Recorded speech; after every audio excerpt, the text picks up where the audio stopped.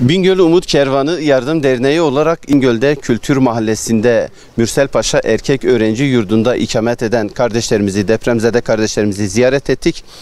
Bu ailelerimize Bingöl'de pasta imalatçıları kardeşlerimiz kendilerine, çocuklarına pasta yaptılar.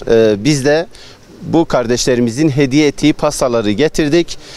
Bu Mürsel Paşa Erkek Öğrenci Yurdu'nda kalan ailelerimize, çocuklarına hediye ettik. Tebessümlerine, keyiflerine, güler yüzlerine hep beraber ortak olduk. Burada bu sevinci yaşatan imalatçı kardeşlerimize ayrıca biz teşekkür ediyoruz Umut Kervanı Derneği olarak.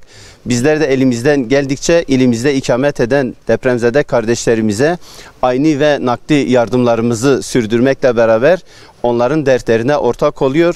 Var gücümüzle üye ve gönüllülerimiz ile beraber yaralarına merhem olmaya çalışıyoruz.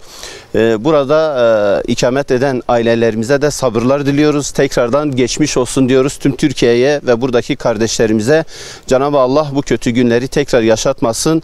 Birliğimizi ve beraberliğimizi daim etsin. Allah razı olsun.